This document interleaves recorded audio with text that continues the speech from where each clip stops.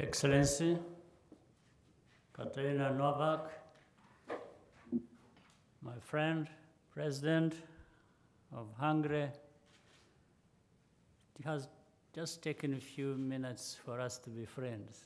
So I think we are going to transmit that to the friendship between our two countries. Senior officials from Hungary and Rwanda, distinguished ladies and gentlemen. I want to take this opportunity to once again welcome the President and her delegation to Rwanda. From my discussion with President Novak, it is clear that Rwanda and Hungary enjoy good bilateral relations.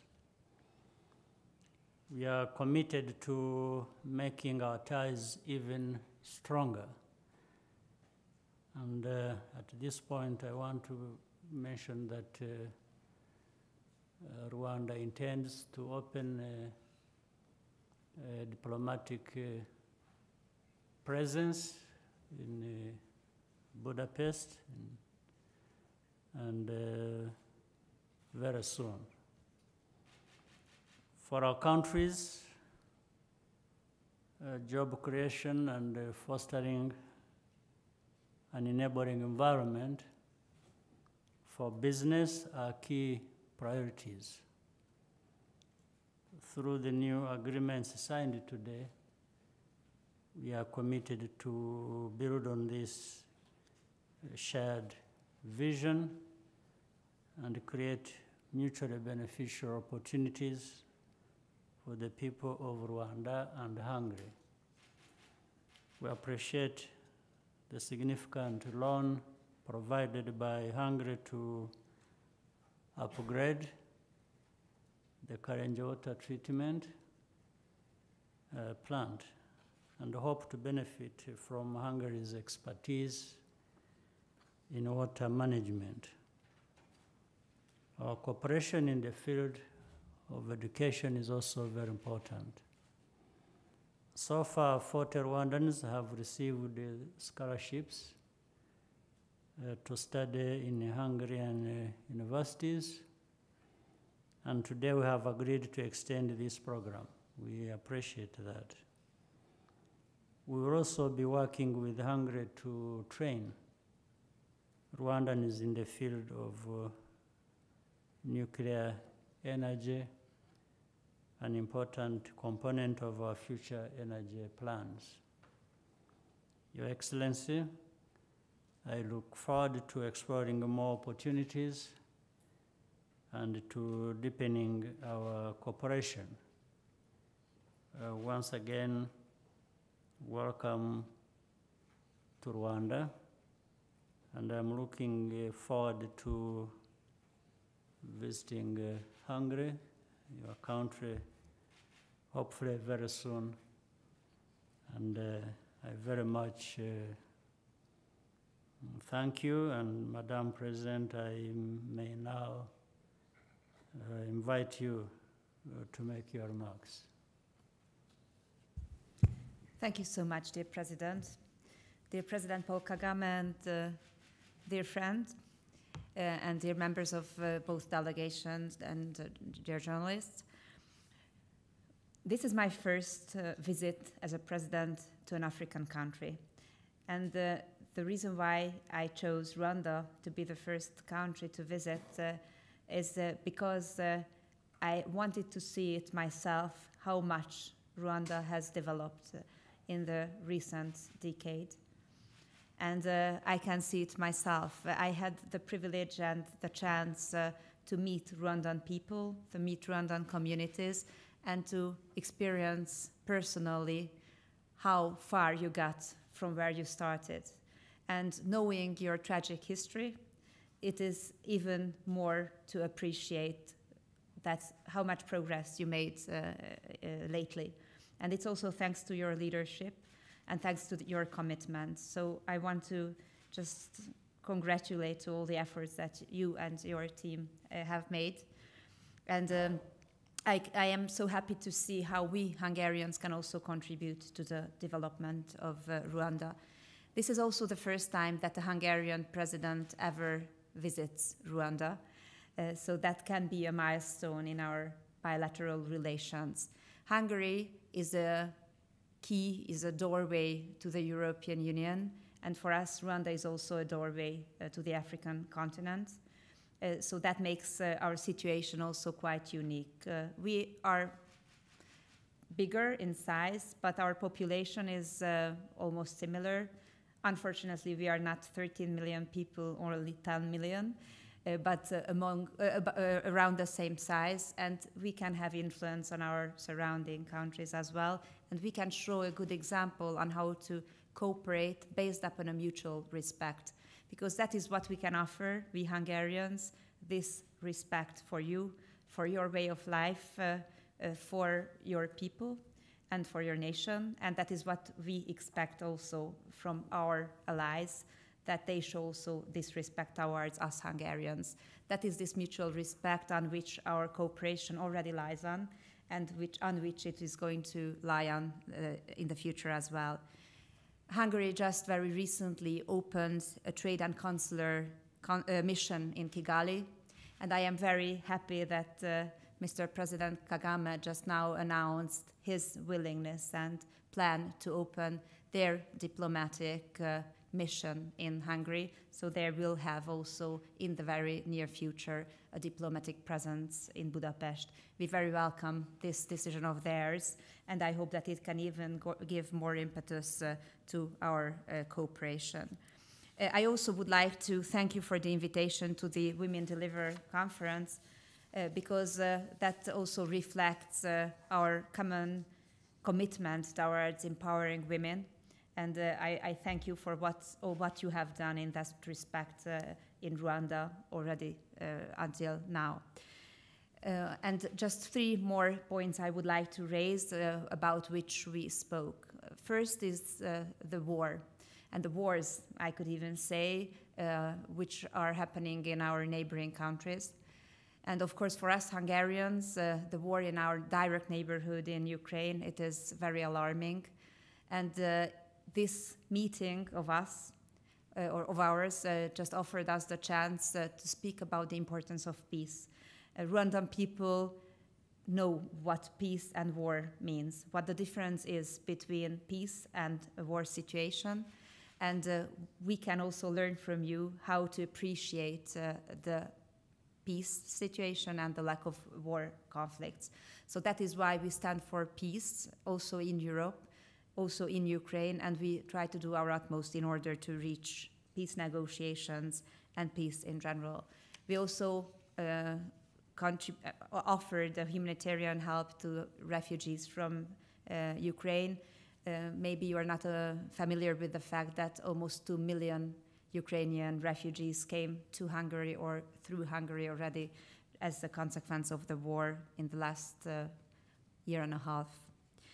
We also spoke about the help on the spot that Hungary can deliver to Rwanda, because we think that this mass immigration which hits now Europe can only be stopped if we deliver help on the spot. We don't want to distract the best educated, the most mobile people of Rwanda or the African continent and bring them or invite them to Europe. In fact, what we would like is to contribute to your development. And the way we contribute to the development is that we ask what you need and we try to help you in what you need. So you have to define your own needs and we have to help in what you really define as need. We have a stronger economic cooperation than before, but still there is a room for maneuver. So I very much hope that our mutual friendship now can also contribute to our economic cooperation, because Rwanda and Hungary are both investor-friendly countries, so that can bring investors from Hungary to Rwanda, and we can also show how we manage our investor-friendly environment in Hungary. We can both speak about some success stories in our economic development, in our social development, or in social fields and economic fields as well. And I can see myself how the Rwandan development with expertise, technology, and know-how is right now growing and happening. The 3 documents that we signed or exchanged right now can also contribute to the future cooperation of our country. You also mentioned, dear President, the Tide loan program, which contributes to the modernization of Kigali's water treatment system. That is about Tide aid loan of $52 million, which is one of the ever largest Tide aid programs that Hungary contributed in or offered to other countries. So I think it is very meaningful that we can start it already from tomorrow on with the signature and the exchange of these documents. And it can contribute to the renovation and expansion of Kigali's water treatment plants. And we are there, Hungarians, not only at the planning stage, but also through implementation. So we offer our expertise in water management, which is, I think, highly appreciated here.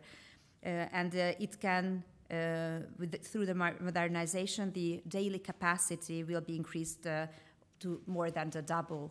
And a 6-kilometer pipeline network will be built also. So I think it is very important. We have some other fields also on which we cooperate, but I just wanted to state this one example. We also offer humanitarian aid. I had the chance to visit the Nyanza school, which was a great experience to meet the students over there and to see how we could contribute to their everyday life. And I should also mention the Hungary Helps program, and that not only in Rwanda but all over the world we contribute to humanitarian programs. Already 300 humanitarian aid and rehabilitation programs have been launched in 54 countries since 2017, and they were worth more than $100 million. And thanks to that, nearly 1 million people didn't have to leave their homes, but could stay at home and have a better life. And since 2020, we have provided Rwanda with more than 6.5 billion forints, which is our money, worth of aid in humanitarian assistance and health, vaccines and so on. So I think it is also meaningful. And last but not least, in our cooperation and our development programs, you also mentioned, dear Paul, the scholarships that we offer to Rwandan students. I find this very important. And we can see that so many Rwandan students apply for these scholarships, that there is really a high need for this high-level education, which offers them the opportunity to come back later on to Rwanda and to benefit from the expertise they gained in Hungary on our costs, but then to contribute to the development of your country here in Rwanda, which we find very important.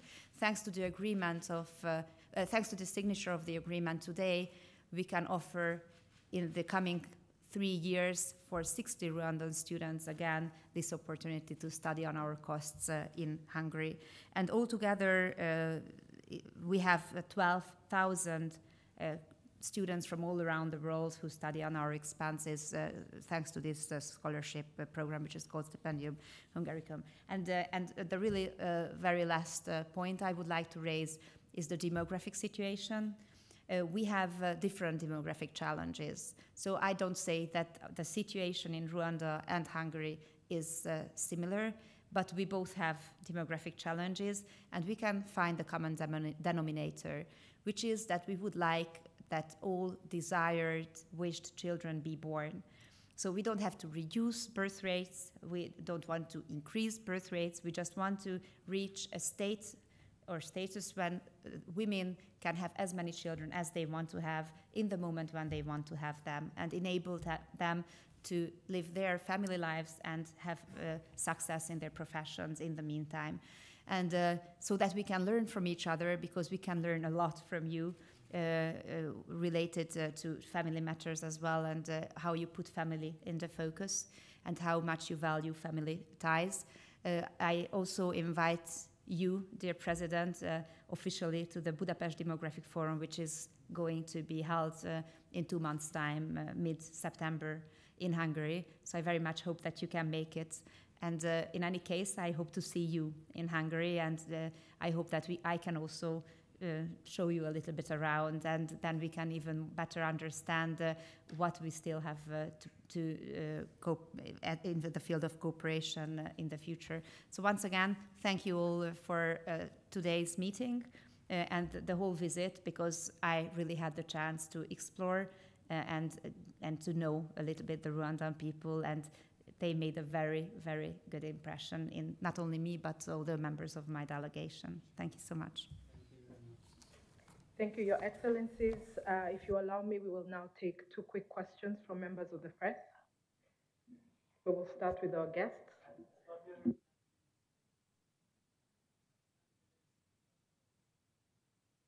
We will start with our guests, Matthias Cohen. Excellencies, thank you. This is Matthias Cohen with the Hungarian weekly Mandinel. My first question would concern Your Excellency, Madam President.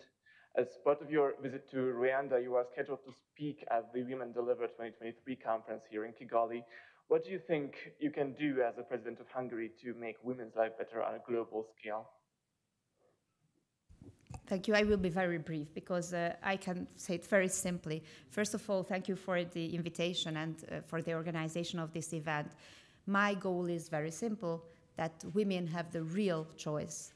So I will always speak in favor of real choice, and that means that women should not be forced to choose between family life and professional life, but to give them the chance to do both at a time. So we don't want to make women be forced to choose either becoming a mother or being successful in their professional life. So I will do my utmost in order to enable women all around the world and also in Hungary not to give up on their dreams about becoming a mother, even if they want to be successful in their professions, and not to be forced to give up on their professional dreams if they want to become a mother. So to enable them to reach both goals at the same time. That's it. Thank you. Thank you, Your Excellency, Madam President. My second question would concern you, Your Excellency, Mr. President. As President Novak has also alluded to the fact that the Republic of Rwanda has seen economic growth in the last decades that is exceptionally fast, even for the African context. What do you identify as the key reason of Rwanda's economic success, and in which areas do you see opportunities for cooperation with Central Europe in continuing this progress? The real growth is founded on people's development. So how much you invest in the people, give them skills, give them opportunity to play their role and their part in their country's development through skills, technology. They must have good health. And so that is the foundation, really.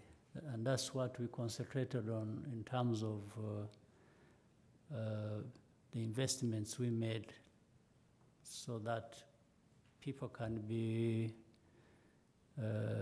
productive and more productive as we keep growing into the future.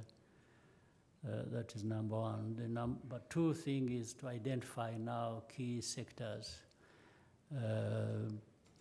Basically, when you look at Rwanda, from the beginning, it has been agriculture, agriculture-dependent country, and so. But there was big room for investment in agriculture, agro-industries, and so on and so forth. And since this sector touches many or the majority of our population, with the right investments so far we have made, there's still a lot to do. That has been propelling our economy and forming a big part of that growth. The second has been, as I mentioned, the skills, technology, and the knowledge really contributing to the economy. We have seen services and industries around that grow very fast. Services now contribute nearly 50% of our GDP, and this has happened in the recent times. But it is because of those prior investments that we have made, and so on and so forth. So, given what I've just said, we wish to cooperate with Hungary in many of those areas where they even have advanced, and whether it is areas of technology or of different kinds, and learning from different experiences, given where Hungary itself has come from, and where it is now. There is a lot we can do together to make that necessary input from our relationship for us to keep growing. So this is really where we are, and we are looking very much forward to the cooperation with Hungary, and we, as I said earlier, we want to bring our two countries even much closer by having a diplomatic presence in Hungary, and we will do it very soon. Thank you very much. Ikaze, Mr. President. Thank you. The last question will be from Edmond Kagire. Thank you, Excellencies. My name is Edmond Kagire. I work with Kigali today. President Novak touched the Russia-Ukraine conflict a bit. I wanted to ask both of you, this conflict has led to global disruptions and a reckoning of what looks like a changing world order. Hungary is often criticized for being vocal about shutting its own course and relationships with partners, and Rwanda, on the other hand, has also stood for fairness in the international system. How can countries like Rwanda and Hungary, not considered superpowers, work together to navigate some of these challenges? Thank you. Thank you. So I will react to the part of the question which refers to Hungary and the conflict in Ukraine. And just as I told before, for us, peace is the most important. And being here in Rwanda, I can understand it even better why peace is so precious. We are, in some sense, spoiled in Europe for not having many armed conflicts or war conflicts since the Second World War. That wasn't the case in Rwanda. And people tend to forget how much suffer a war can cause, and what it means to lose lives, and what it means for mothers to lose their sons, for wives to lose their husbands. And that's what we see on a daily basis in Ukraine right now, the loss of lives and the meaningless loss of lives. So what we stand for in Hungary is peace, and a ceasefire as soon as possible, peace negotiations, peace talks, and then a sustainable, just, long-lasting peace in our neighborhood. And we don't want to have any war conflicts in our country. So we want to safeguard peace in Hungary as well, which is for us so precious. So that is why we are so standing in speaking up for peace. And of course, it is not just some saying that we want peace in general, but we want to speak also about the aftermaths of the war in Ukraine. And we think that we have to think in the long run as well, and we have to consider the long-term consequences of our coexistence in that region. So we have to deal with all these very difficult questions and issues, And on one hand, it is very important that we speak clearly about the condemnation of the Russian aggression against Ukraine and the importance of the territorial integrity and sovereignty of the attacked Ukraine. But on the other hand, we also have to be able to think in the long run and to figure out how to reach the way towards peace and the ceasefire. That's what we need the most right now in our region. Thank you. Yeah, for us, what we can contribute to is that debate, but the debate of moving towards peace, because there is instability, there is war, there is in that part of the region, but which doesn't stop and end in that region. It spreads across the world to the extent that it reaches us here, even in Rwanda, as it reaches the whole continent of Africa. There are many aspects of fallouts of that conflict in Ukraine,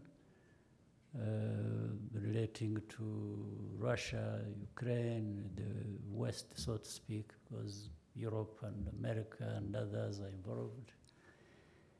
Now, for me, as you can see, we can only talk about things. We can discuss, we can contribute to a debate, but there is little else we can do, really, as a country, as Rwanda, or personally the one being asked.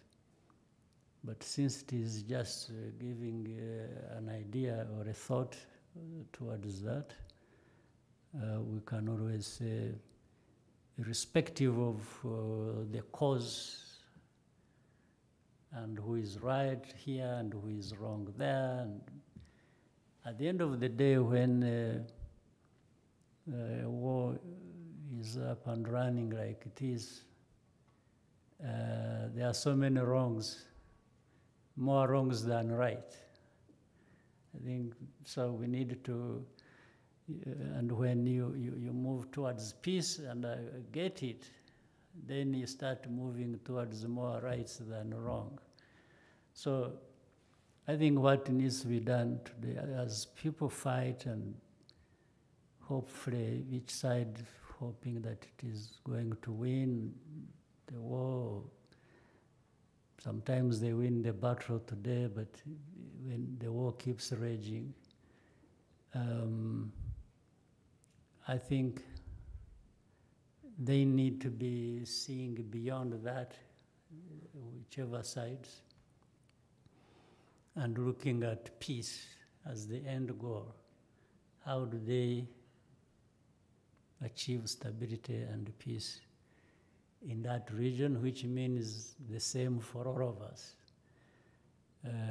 Otherwise, to keep fighting, keep powering arms and ammunitions and of all types, and in that situation, and hoping that one side defeats the other, well, it may take too long, first of all, and the damage trail of that is just already too costly. So you can imagine if we go for another 2 years or 3, what it will look like. That's why there is a